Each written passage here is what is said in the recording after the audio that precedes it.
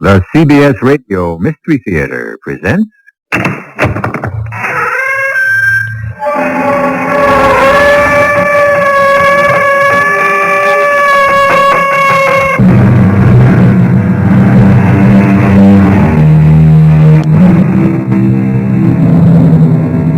Come in.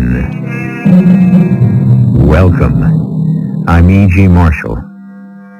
Alexander the Great is known as the first statesman and soldier who believed the end justified the means. He wanted world peace under his country's flag, and lived and died waging cruel wars to get it. Yet he admired brain more than brawn, and said when he met the wise Diogenes, "Were I not Alexander, I would wish to be Diogenes." That is the mystery, the heart and soul of this complex man we'll get to know better in the next hour.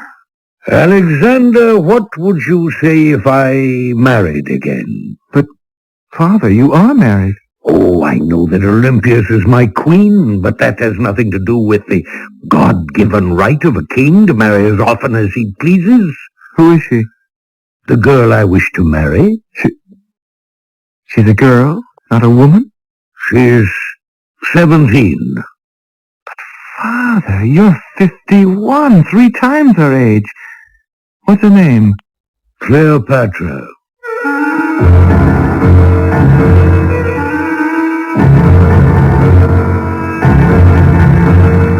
Our mystery drama, Assassination, Part 2 of The Legend of Alexander, was written especially for the Mystery Theater by Gerald Keane and stars Russell Horton. I'll be back shortly with Act 1.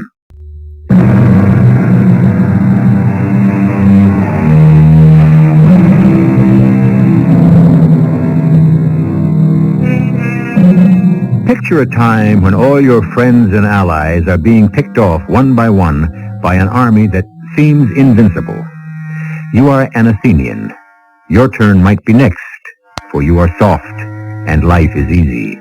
You let others go to war for you, hire soldiers to die for you. The great statesman Demosthenes tries to wake you up. Your enemy, he warns, is Philip of Macedon.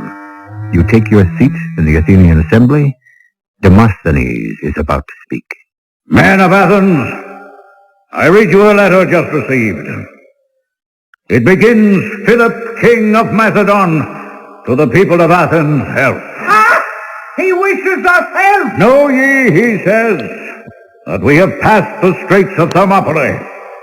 Those who have presumed to resist our force, we have taken by assault, reduced the inhabitants to slavery, and razed their habitations to the ground. The letter continues. You call this a letter? Fellow senators, I beg you to hear me. I have not yet finished. A letter, Demosthenes calls it. This Philip is drawing a diagram of death. I agree, Jason. He has drawn his saber and is rattling it. But what is our answer? Must we reply to this? Yes, but how? By word, Jason? Or by deed? Can't we make peace with Philip without going to war? Aye, aye. How little you know him, men of Athens. How many of you have ever seen Philip of Macedon? This is a king with all the decorations of war. One eye torn out, his neck dislocated, pierced in his arm, maimed in his leg. Freely, cheerfully, resigning any part of his body for renown, glory, power, and empire. Do you think he will be put off by appeasement? How far from Athens is Philip now? Do we have time? The time is now, Jason, not a day to be wasted. This king, this Philip, this twin-headed Hydra rampages through Greece. Is there a Hercules among us to slay the serpent? Twin-headed, you say? King Philip has a son, Alexander, whose saber draws as much blood as his father's. Some say it is Alexander we should beware. Senators, I call upon you to act. Defend Athens, act now, or bid our city and all the free democratic city-states of Greece farewell forever.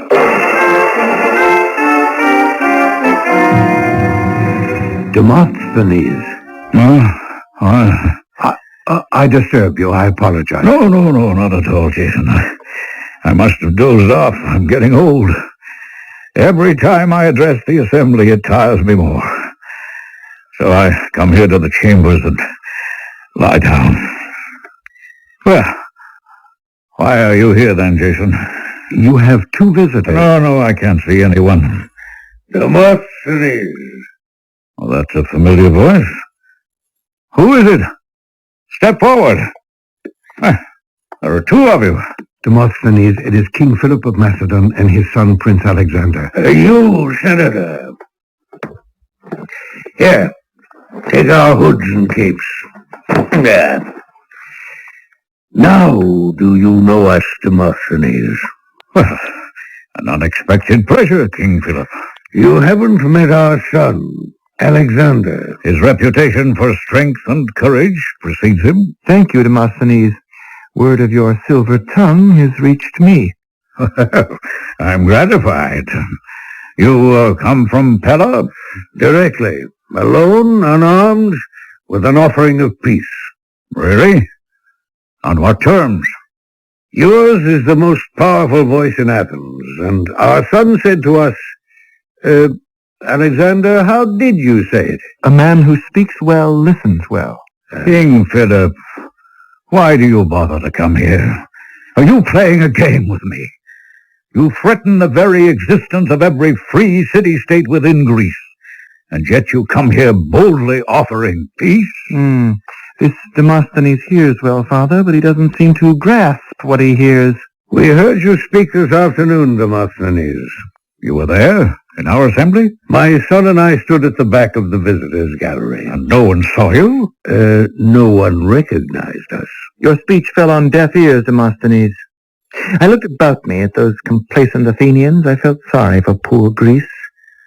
Once so noble and stoic, now so fat and flabby from too much food and wine, and I thought, what a shame. These Greeks have lost their self-respect. They've lost everything. Except our passionate love of democracy. We believe in it also. You, a king? To enjoy democracy, one must defend it. You waste your breath, Demosthenes, urging the Greek states to unite against us. We're not the enemy. Persia is the enemy. So give ear to what we propose.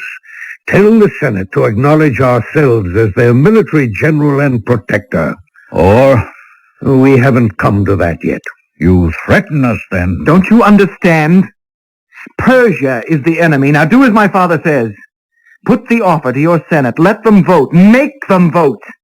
We can defend you, be your partners, if you will be ours. And when must we decide? Alexander, I leave the details to you. 3 days. That is all the time we grant you. Good. That's settled. 3 days. Your Majesty, you're permitting such an ultimatum from this boy? This boy, as you call him, will one day rule the world.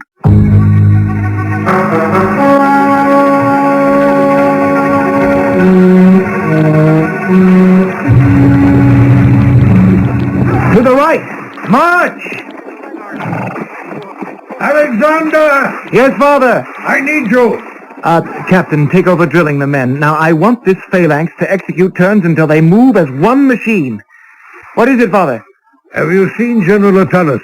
Not since the day before yesterday. No word yet from Athens? Don't change the subject. You know more about the general than you're telling me. Where is he? General Attalus had an attack of some kind. An ailment, a weakness. He didn't want you to know. He's gone to his home in the city. There's something wrong here. Attalus hasn't had a sick day in his life. He lives alone. His wife passed away years ago. If he's ill, who's taking care of him?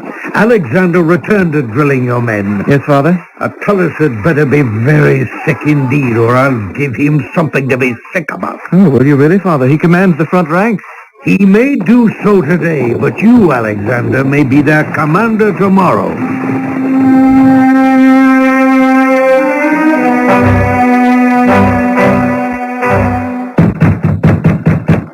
Who is there? Let me in. Who are you?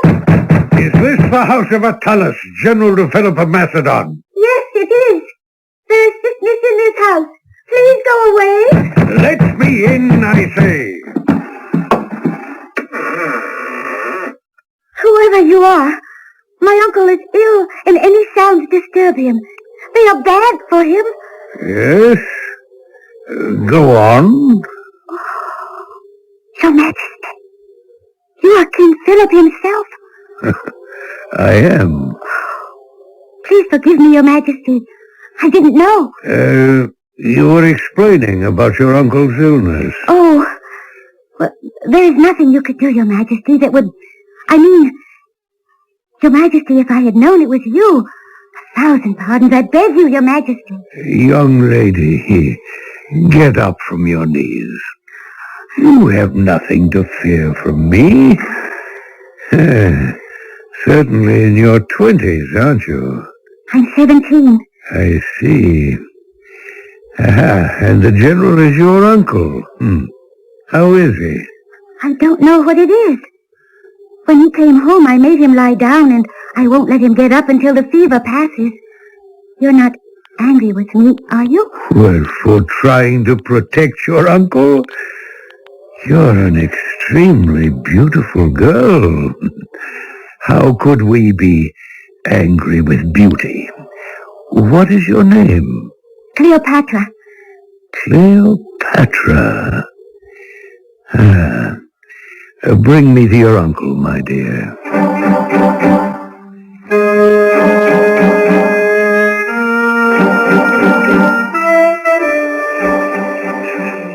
Hail, Alexander, Prince of Macedon. Hail, Jason, Senator of Athens. I was expecting you, Senator. Welcome to Macedonia.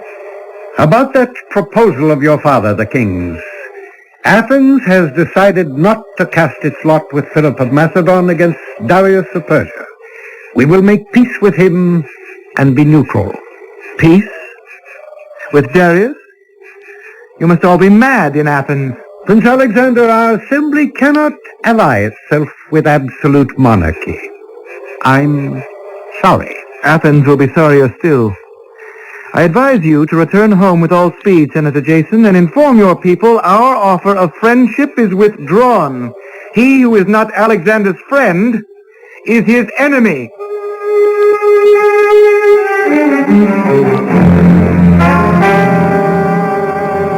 Father, you're not listening to what I'm saying. Oh, of course I'm listening, Alexander. So, I told the emissary our offer of friendship and protection was withdrawn, that our kindness and patience was at an end, and that...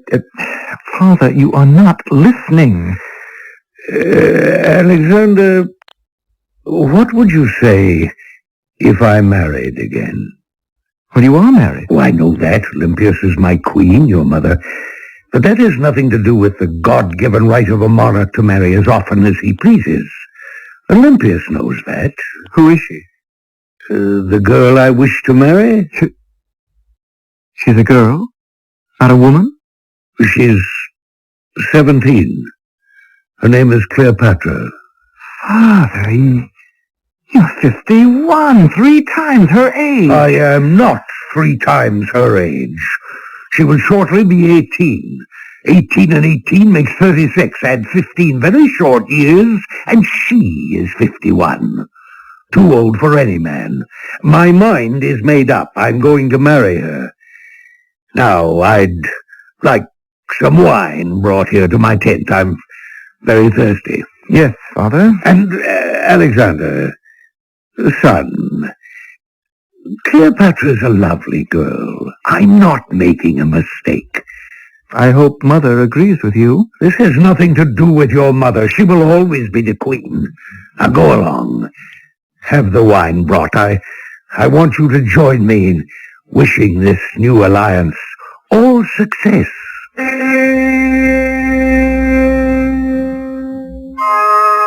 To us in this century, that an ancient king could marry as often as he wished may seem strange.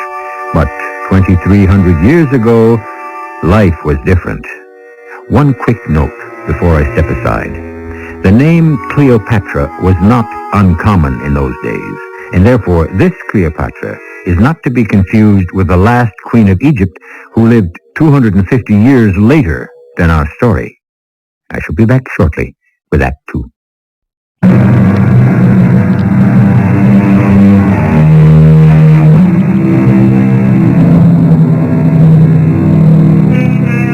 Philip of Macedon has a 19-year-old son who, before this hour runs out, will come into his own and be known as Alexander the Great. In Alexander's future lies the conquest of Persia and the foundations of a new world of Hellenistic kingdoms. However, in his present is a father who has fought and won countless battles, except that of his heart, which he has just lost to 17-year-old Cleopatra, a girl far from happy at the prospect of marrying a king. And then the king said, Cleopatra, you will marry me. Besides, what are we going to do? King Philip had never seen you before? Never. I had seen him, though, from our balcony. You remember you were with me. That parade when he returned with the army from Corinth. Oh, I don't want to marry him. I don't want to marry anyone but you. Cleopatra, please try to calm yourself. How can I be calm when all my dreams, all our dreams have disappeared, just as the moon does when the sun rises? The king is going to marry me. Oh, Pisani, I'm 17 and he is 51. I'd be a better bride for Alexander, his son. You'd be a better bride for me. Oh, I know that. And I'm betrothed to you. Pisani, my heart is breaking. Why did he have to come that day I was taking care of Uncle Attalus? Oh, we shouldn't have kept our feelings a secret, you and I. I told you it was wrong. We had nothing to be ashamed of. We were going to be married when I was 19. We kept it a secret because I'm Queen Olympia's cousin, and we were afraid she might cast a bad spell on us with her snakes. Is she a jealous woman? What? Who? Your cousin, the Queen.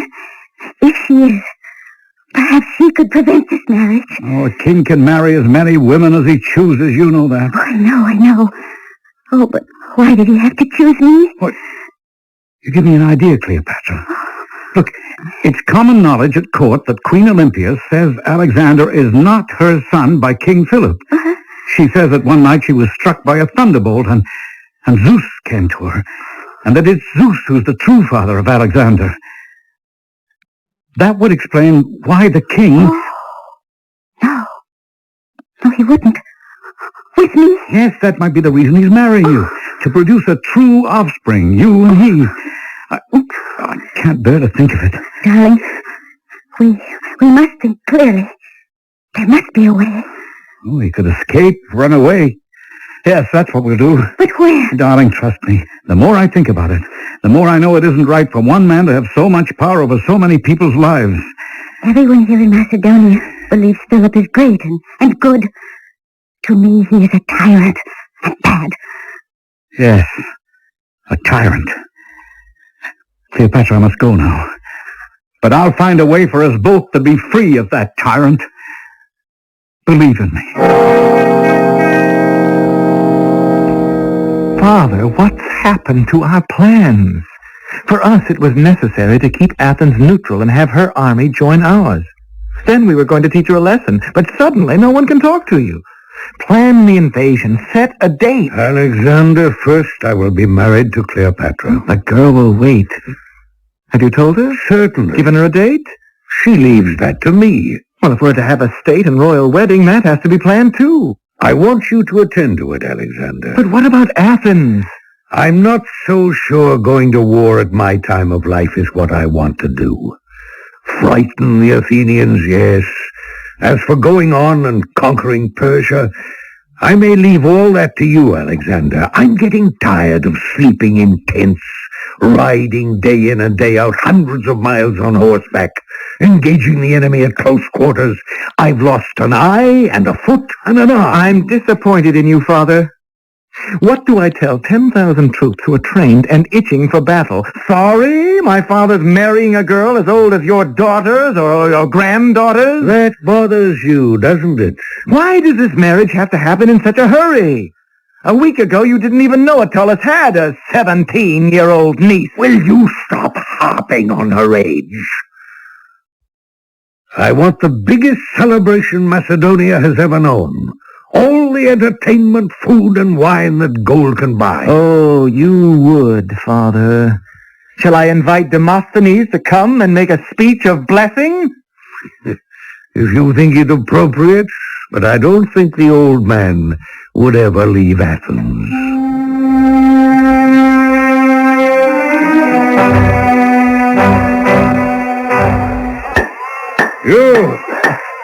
You there in the center of the marketplace, you carpenter. Philotas, at your service.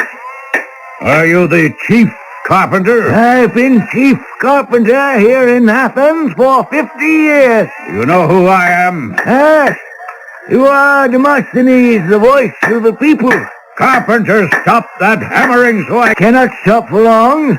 The Macedonians are advancing. No? Where did you hear that? Surely you must know King Philip has threatened to attack Athens. It's only a threat. I wish it were true. You do? It might wake up the Athenians. They say this Philip of Macedon is mad. I want to know what you're building here in the marketplace. Who gave orders to tear down all the sheep pens? I didn't need any orders. I needed the wood to build a beacon. A beacon on this spot, right in the middle of Athens? My idea. Those who live outside the city, they won't know we're being attacked. When the Macedonians arrive, I set a torch to this, and the flames will be seen for miles. The people must be warned.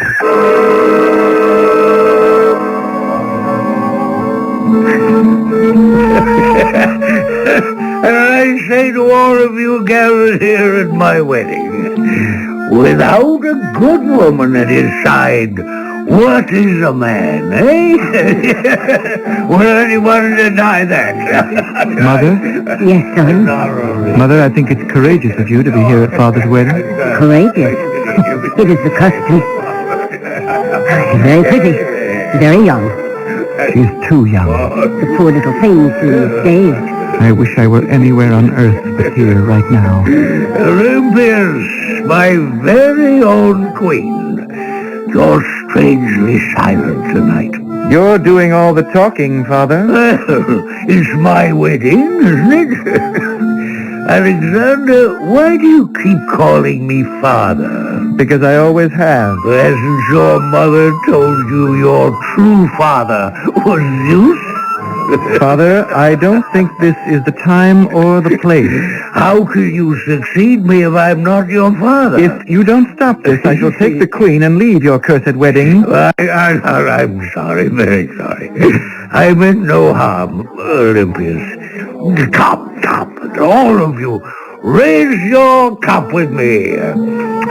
Alexander, Olympias, my own sweet queen, lift your wine and drink with me to Cleopatra. To drink up, Olympias. Father, you ask too much. You have no respect. You cannot speak to my mother like that. Oh, I, Philip, King of Macedon, propose a toast to my new, lovely wife, niece of General Attalus, my bride, Cleopatra. Drink up. Quiet, everybody, now, quiet.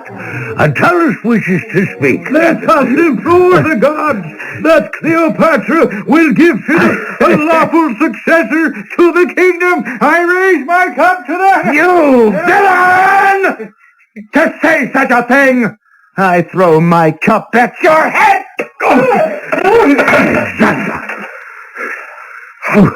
How dare you? You thrown your wine cup at Attalus. I don't care who he is. He insulted the Queen. Attalus may say what he likes. I am the lawful successor to the throne of Macedonia, no matter how many sons Cleopatra may give you. The old general's a drunken fool, and, Father, you are not too far behind him. Alexander, take care. My sword is sharp. But my words have stung you. Don't try my patience. This sword draws blood. Ooh, come over here to me, Father. Show me how it draws blood. By my beard, I'll run you through for the honor of Cleopatra. By all means, Father, let us do something for the honor of Cleopatra. Alexander, be careful. Don't worry, Mother. Your father doesn't know what he's doing. He's coming at you. His sword drawn. I'm waiting, Father! He's fallen to the ground. Yes. One toast too many. Help me up, someone. Look! You! All of you! Look at this man, my father, the king!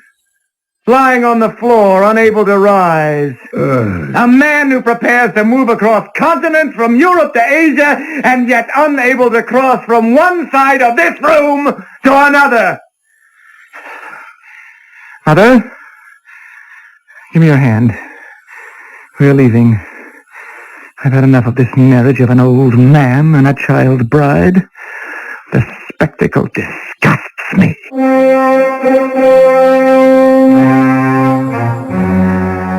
Nothing would ever be the same between Alexander and his father again.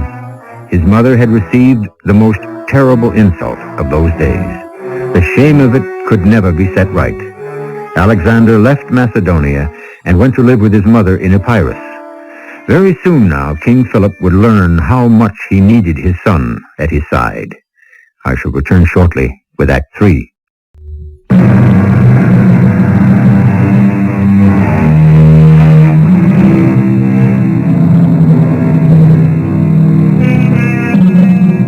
Intrigue filled the ensuing months. On one side, Alexander, living in his mother's house, yet restless for action. On the other, Cleopatra, trying to make the best of an unhappy marriage.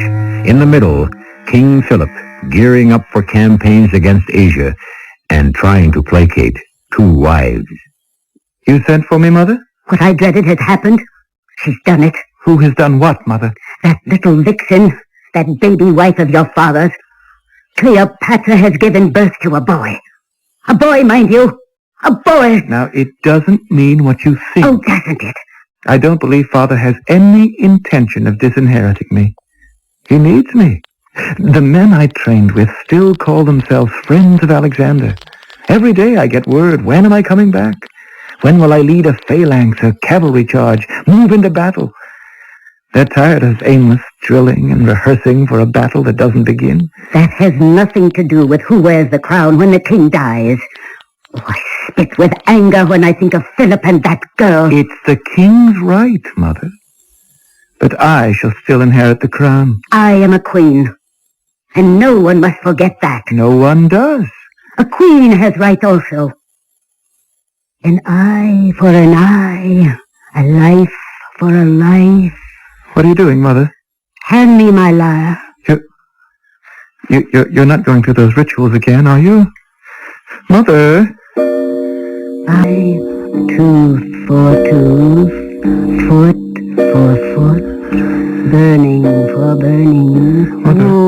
wound for wound, life for life. Mother. Mother, no!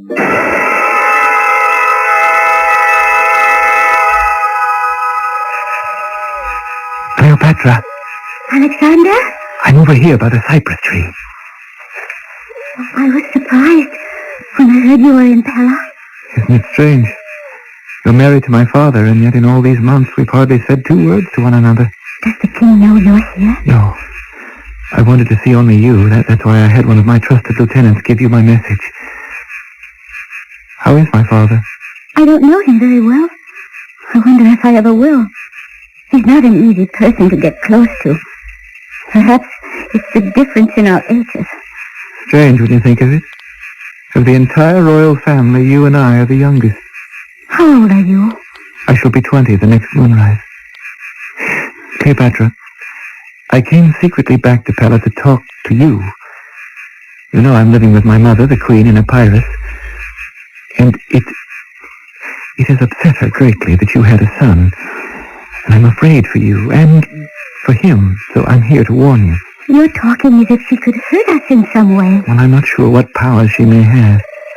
When I was young, she could tame snakes by winding them around her body. Oh. The day I left Epirus, she went into a trance which I know was intended to harm you. Oh, but what can I do? I didn't want to marry your father, believe me, Alexander. I loved another man. I still do. But I had no choice. All I can do is to say, Cleopatra, be on your guard. Oh, if only we could read her mind. Look into the future. Did you say... Wait. Yes, that there is a way. To see what the gods already know? Yes. The Oracle of Apollo at Delphi, right below the twin peaks of Mount Parnassus. I've never asked the Oracle anything. If you and I could go to Delphi together... Philip has left for Corinth. A meeting of sovereign states. He'll be gone a long time. Do you have a nurse to whom you could entrust the baby while you're gone? Oh, yes. Are you willing to start tomorrow? Tomorrow morning. At dawn. Oh. Now, I would guess, riding steadily, we could arrive on the slopes of Mount Parnassus in 2 days.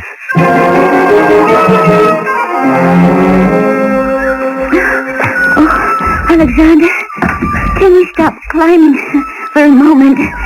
My feet aren't used to climbing over rocks and through bushes. No, Cleopatra, we cannot stop. Look up there.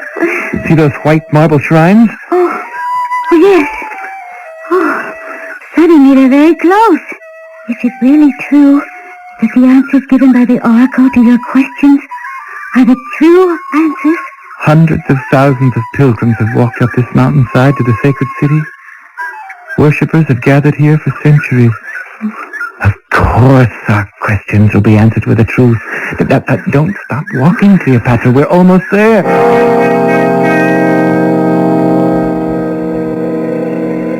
I'm frightened. Alexander! Oh, where did you just go?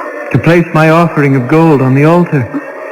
Now, as soon as we see the high priestess, we'll ask the question we want answered. Oh, I'm afraid. What are we asking? If you and your baby will be safe from harm.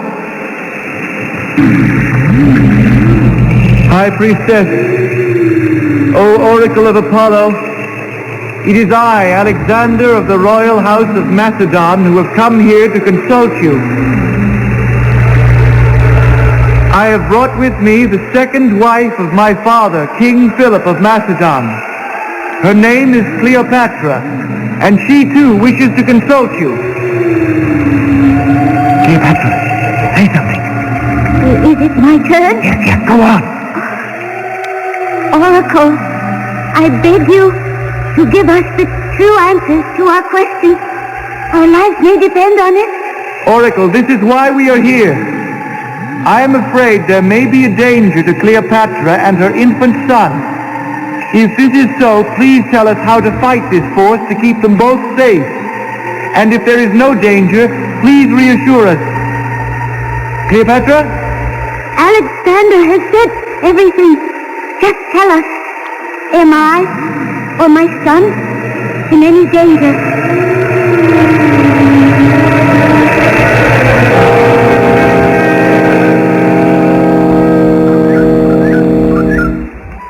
Cleopatra, are you all right? You look white as those marble steps. Alexander, I was so frightened. And all those strange noises, what did they mean? The priest translated it for me. I think it's good news. Oh. The oracle said there is no danger to the young. No danger? That means my baby is safe. Cleopatra, since neither you nor I are very old, I also took it to mean there is no danger to us either.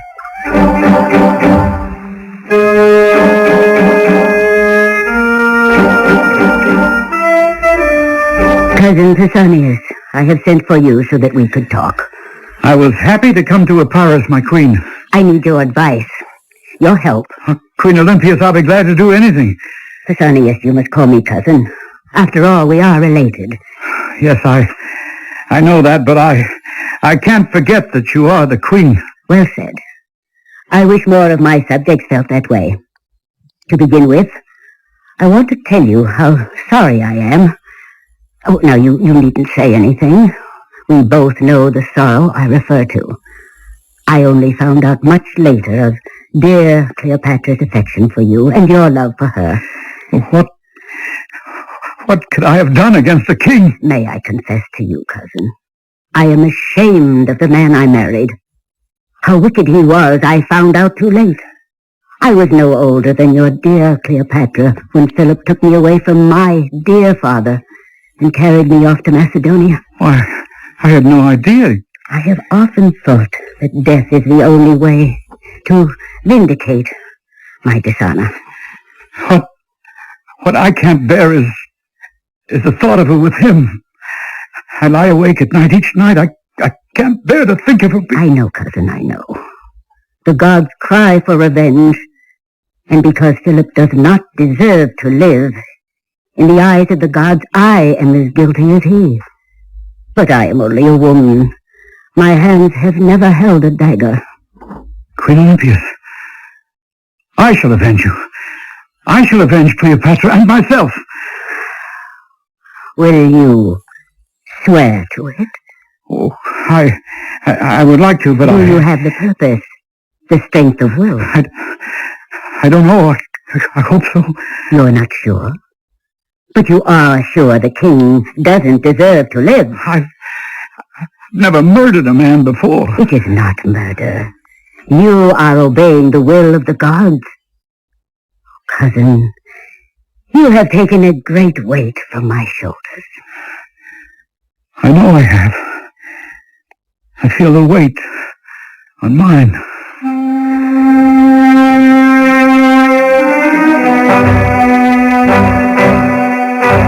Alexander, this is a surprise. Come to visit your father, have you?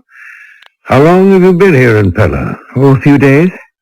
I thought you were in Corinth. I was. Our meeting ended sooner than I thought. No one could agree, so I decided to leave. You've been seeing Cleopatra, I understand. Do you like her? How's your mother? Coming back to Pella or remaining in Epirus indefinitely? Mother is still upset over what Attalus said at your wedding. You mean about the lawful successor? Olympias is upset about nothing. So were you. The old general said something foolish. I behaved like a corporal who couldn't hold his wine. It was all ridiculous. I apologize, Alexander. By the way, you haven't congratulated me on my new son. Oh, yes, I meant to. Congratulations. Cleopatra gave me no heir to the kingdom. She gave me a son. You're the only heir to this land, Alexander. As I told you long ago when you tamed that horse, even Macedonia is too small a kingdom for you. Father, I have a lot to be sorry for. The men who have served me want to serve under you. They call themselves the Friends of Alexander. I missed you, son. I need you. Will you come back? Father, if you knew what I've... all these years... Oh, never mind. Say it, son. Pulled one way by Mother, pulled another way by you. Well, it's all over now. I'll come back so we can be together. And fight together. Side by side. I missed you too, Father.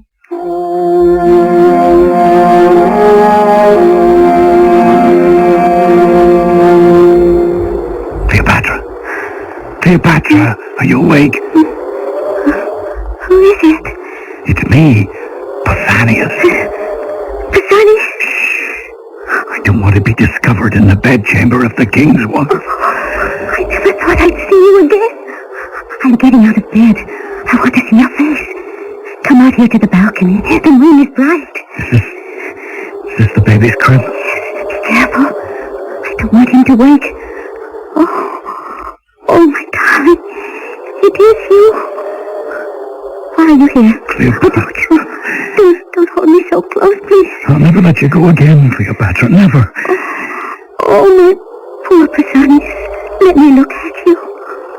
Oh, you've changed. How long has it been? Almost a year. Your dear face is careworn. Let me touch it. Oh, Cleopatra. Put your arms around me again, my darling. Tell me everything will turn out all right. My darling Cleopatra, the gods will smile again. I promise I will make them smile. Petra, is that you on the balcony? Who are you talking to? You woke me up. Who is this? What is this? You, whoever you are, stay right where you are. Don't move. Philip, it's an old friend. He came to see me. I don't want to hear lies, slut. So a man is in the bedchamber of my wife, his arms around her. An old friend, is he? Stop that baby's noise! It's hurting my arm. Go to the child! King Philip, you've no reason to hurt Cleopatra. What have you done? You stabbed. I did it, Cleopatra. I came with this dagger. The gods told me to do it. I was waiting to avenge his sin. I'm dying. Get some help. Someone.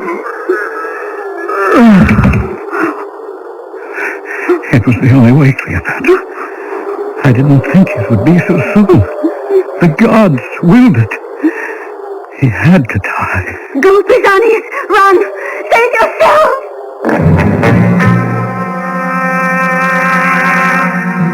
But the young man who assassinated King Philip could not save himself. He was cut down by the royal guard. And thus, Alexander, barely 20 years old, came to the throne as the result of violence.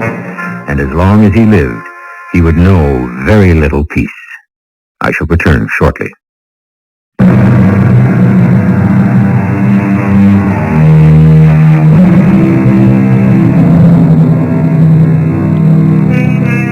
In our unparalleled age, through the voices of radio, we can soar into the sky and tunnel the earth, move backwards and forwards in time, and share the lives of kings, villains, and heroes of any age.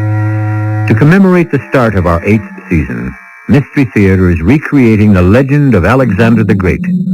Our next drama will reveal the dangers this 20-year-old warrior king must overcome to survive. I'll be with you then. Our cast included Russell Horton, E.V. Juster, Ian Martin, and Court Benson. The entire production was under the direction of Hyman Brown. This is E.G. Marshall inviting you to return to our Mystery Theater for another adventure in the macabre. Until next time, pleasant dreams.